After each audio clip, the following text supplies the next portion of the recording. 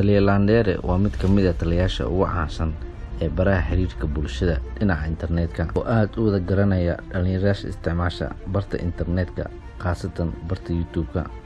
Taliya Landere waxa uu aad ugu soo caanbaxay in uu wax ka sheego dowladda hadda jirta ee nabad iyo nolol hogaamiye u yahay madaxweyne Maxamed Cabdullaahi Farmaajo. Assalaamu calaykum waraxmatullaahi wabarakaatuh. Dhammaan ummadda Soomaaliyeed meel walba ay joogto waan salaamayaa.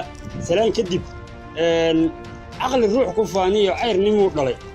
Aqli gaba yar baa Farmaajo u tirinaya fiiri dhageystayaa muxuu ahay aqli ruux ku faaniyo cayrnimo dhalay.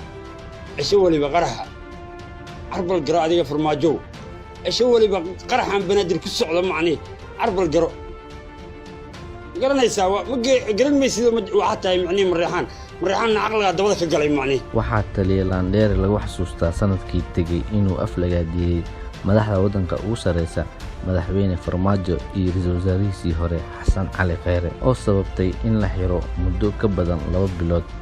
taasi waa horodhac aan ku fahamsiinayno dadka aan garanayn Taliya Landere. Dhanka kale Taliya Landere ayaa xalay ka soo muuqday baraha bulshada isaga oo la dheelayo gabar hore ugu sheegtay in ay jeceshahay taliyaha. leefaan ku jeclaaday ka waranay horta ma dhici karto ma dhici karto aniga waa jeclaan kadaa in horta qafti igu horeysay oo waxa tahay waa ku jeclahay dhaal.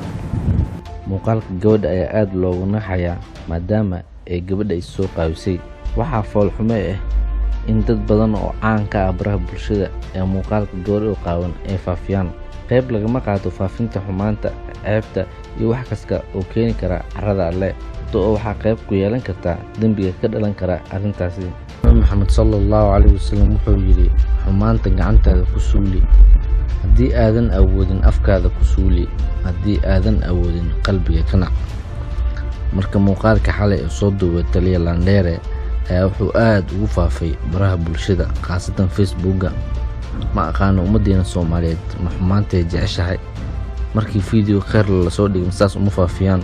waana wax aad loogu xumaado in gabar Soomaaliyeed oo sharaf leh sidaas isku soo qaabiso.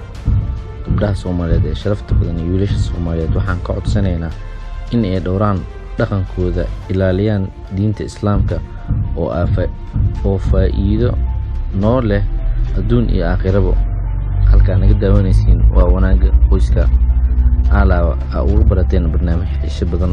fadlan haddaan ugu cusubtahay subscribe like and share waana ku maasantahay.